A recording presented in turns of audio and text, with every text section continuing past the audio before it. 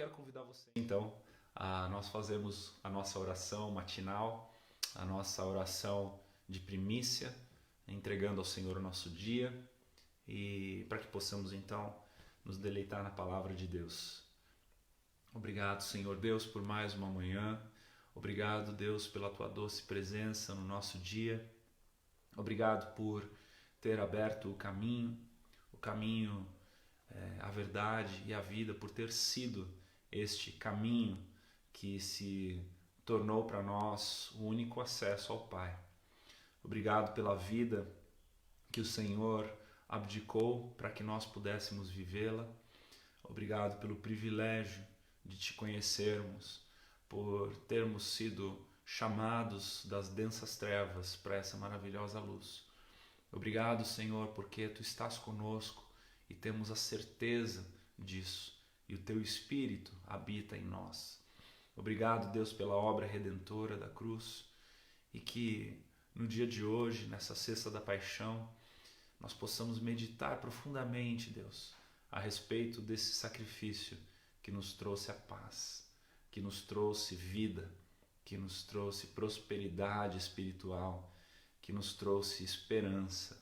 Obrigado, Senhor Deus. Obrigado pelo grande privilégio de te conhecermos, de não estarmos aqui nesse mundo à toa, olhando para o nada, vivendo a esmo, na inércia, mas por estarmos aqui debaixo de um entendimento que nos tira de nós mesmos e nos transporta para uma eternidade, de eternidade em eternidade. Senhor, que nessa manhã o Senhor se revele a nós de forma mais profunda, de forma mais intensa, de forma mais redentora, e que o teu amor possa então incendiar o nosso coração de vida e de alegria, em nome de Jesus. Amém. Amém. Bom dia a todos que foram chegando. Alenir, Sabrina, Gisele, bom dia, Gisele. Amém. Um ótimo dia abençoado para todos nós. Jenny, Luiz, César, sejam todos muito bem-vindos, e aqueles que provavelmente não aparecem na minha tela, mas que estão aí conosco. Eu quero compartilhar contigo, ou melhor ainda, meditar contigo a respeito do momento da crucificação de Cristo, do momento em que Jesus foi levado para o madeiro. Nós temos 4 peças desse quebra-cabeça, se nós pararmos para pensar, onde os 4 evangelhos vão trazer para nós, Mateus, Marcos, Lucas, João, uma perspectiva. Mas esse ano eu resolvi me ater à perspectiva de Lucas, até porque é o Júnior que está aí, não a Sabrina, né? Oi, Júnior, tudo bom, meu irmãozão? Até porque nós estamos já há um tempo meditando no livro de Atos, e Lucas foi quem escreveu o livro de Atos, que relatou como um grande historiador, um médico, um homem minucioso.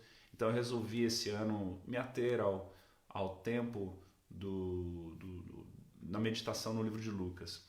E lá no capítulo 23, a partir do versículo 26, nós encontramos os relatos da crucificação do nosso Salvador. Eu quero começar a ler a partir do versículo 32, onde narra o seguinte: levaram também 2 criminosos para serem mortos com Jesus. Quando chegaram ao lugar chamado A Caveira, ali crucificaram Jesus e junto com ele os 2 criminosos, um à sua direita e outro à sua esquerda. Então Jesus disse, nesse texto que eu vou ler, Jesus vai falar por 2 vezes. Essa é a primeira vez em que ele fala, e ele diz: Pai, perdoa essa gente, eles não sabem o que estão fazendo. Aqui nesse primeiro momento em que Jesus se manifesta, ele se manifesta de uma forma misericordiosa. Ele diz para toda a humanidade, ele diz ao Pai, a toda a humanidade, de que nós não sabemos o que estamos fazendo. Aqueles que estavam crucificando a Cristo, aqueles que estavam organizando aquele assassinato, estavam organizando aquele sacrifício, de certa forma, um tipo de morte que era muito horripilante, ainda mesmo naquela época, com muita dor, com muito sofrimento, de uma forma muito demorada, prolongada, onde tudo ali era de muito pavor, e Jesus naquele momento de muita dor, de muita tensão, provavelmente o momento de maior dor na sua história aqui na Terra, ele olha com compaixão a Deus e faz uma oração. E nessa oração ele emana amor. Nessa oração ele diz: Pai, perdoa essa gente. Eles não sabem o que eles estão fazendo. Então, o nosso Salvador, no seu momento de maior dor, tem a capacidade de interceder por mim e por você. Tem a capacidade de interceder pela humanidade. E ele nos lembra, no dia de hoje, na Sexta da Paixão, que ainda que passemos por momentos de dor, somos injustiçados, somos oprimidos por circunstâncias, por pessoas, por perseguição, ainda assim é possível que o amor de Deus emane através daquele que habita em nós. Então, que nós possamos meditar nisso profundamente no dia de hoje. Em seguida, tirando a sorte com dados, os soldados repartiram entre si as roupas de Jesus. O povo ficou ali olhando e os líderes judeus zombavam de Jesus, dizendo: Ele salvou os outros, que salve a si mesmo, se é de fato o Messias que Deus escolheu. Os soldados também zombavam de Jesus, chegavam perto dele e lhe ofereciam vinho comum e diziam: Se você é o rei dos judeus, salve a você mesmo. Na cruz, acima da sua cabeça, estavam escritas as seguintes palavras: Este é o rei dos judeus. Um dos criminosos que estavam crucificados ali insultava Jesus, dizendo: Você não é o Messias? Então salve a você mesmo e a nós também.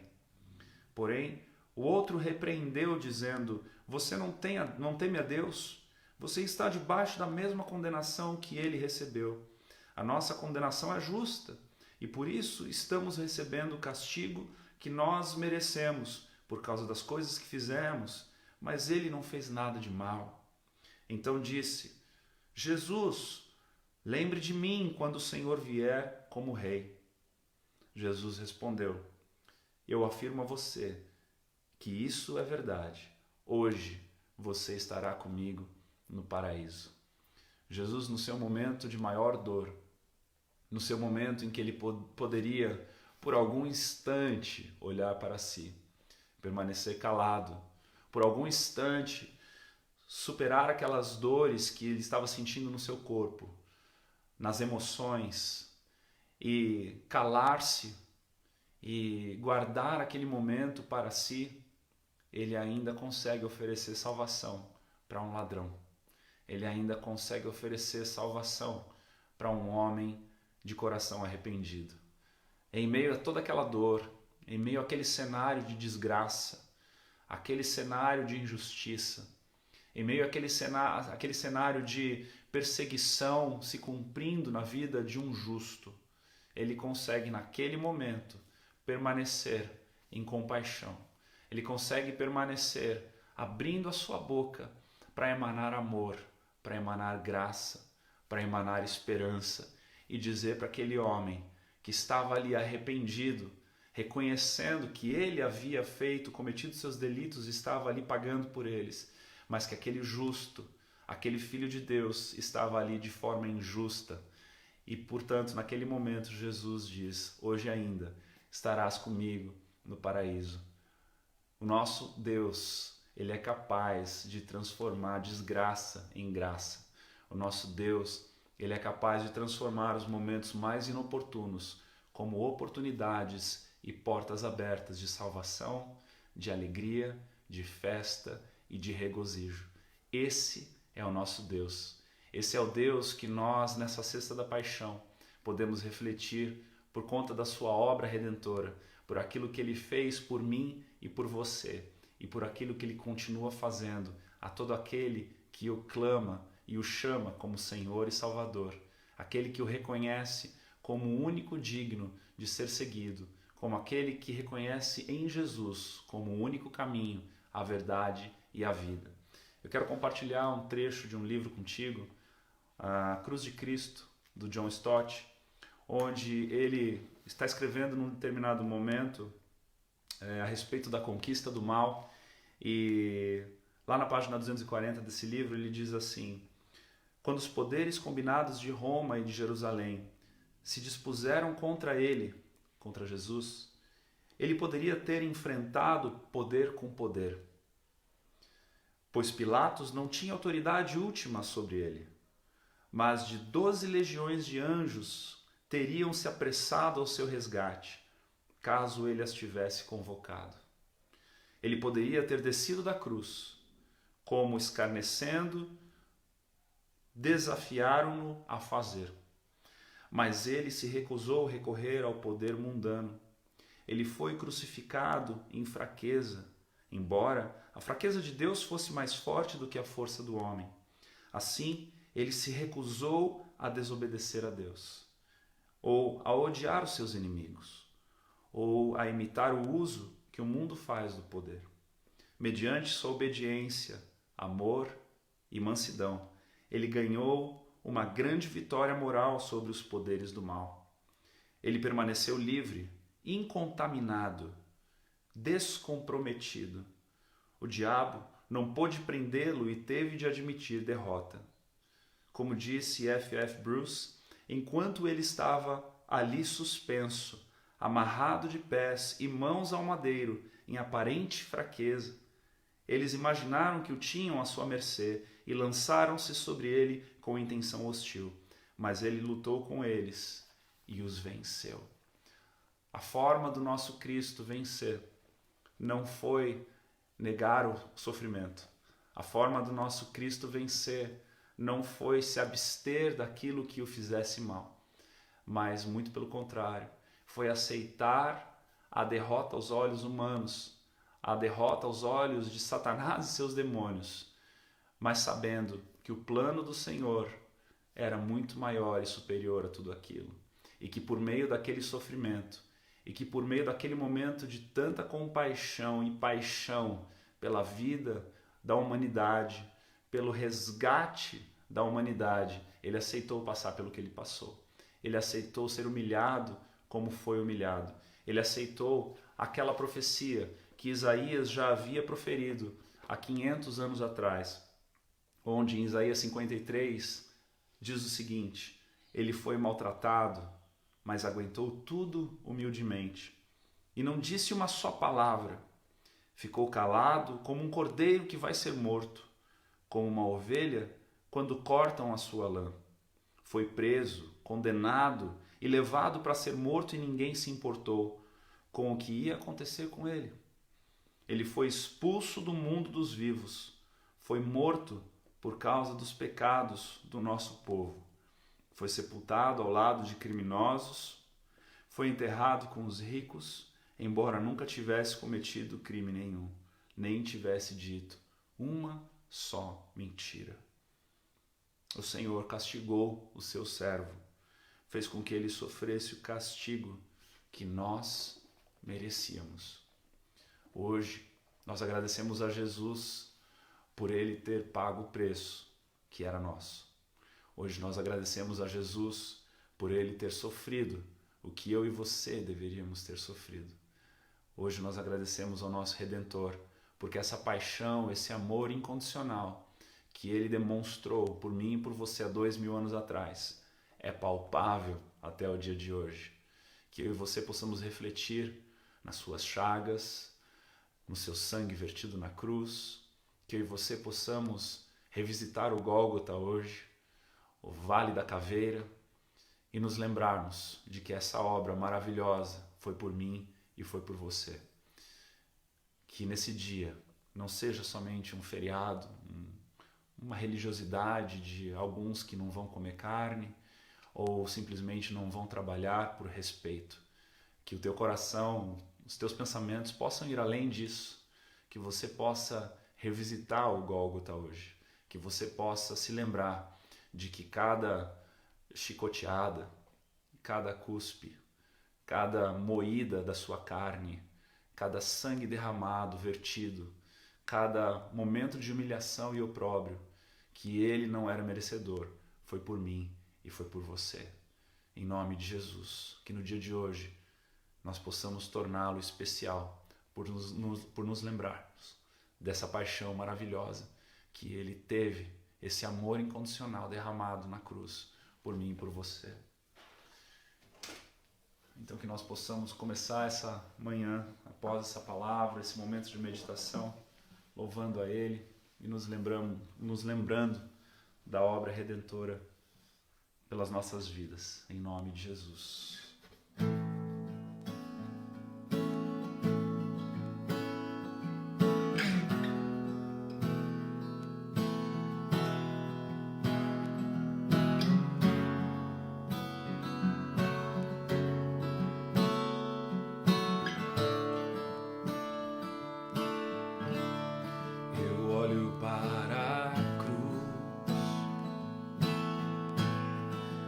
Para a cruz eu vou, se eu sofrer, participar de sua obra eu vou cantar. Meu Salvador na cruz mostrou o amor,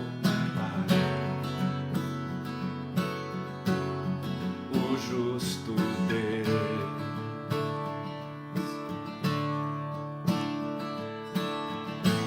Pela cruz me chamou, gentilmente me atraiu e eu, sem palavras, me aproximo, quebrantado do seu amor.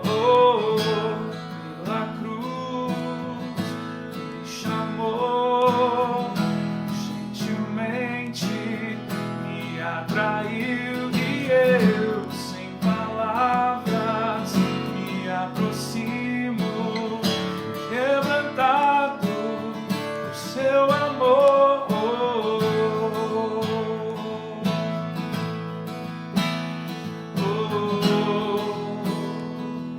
O seu amor nos conquistou,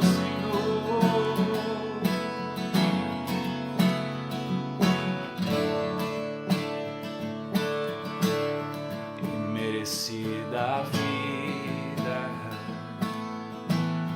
de graça recebi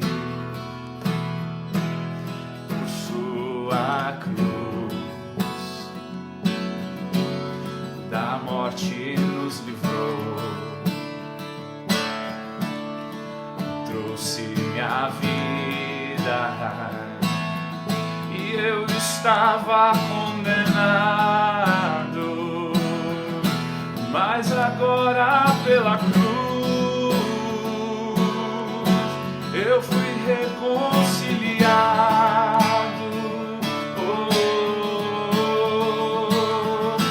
Pela cruz me chamou, gentilmente me atraiu e eu, sem palavras, me aproximo, quebrantado por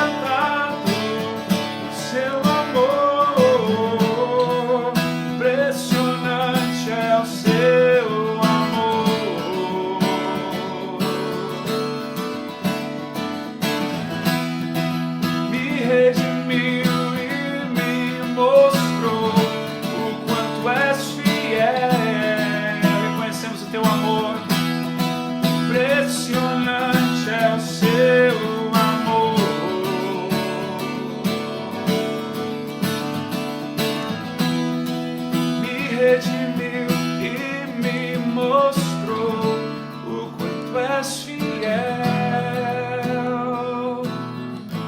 Pela cruz me chamou, gentilmente me atraiu, e eu sem palavras me aproximo, quebrantado do seu amor.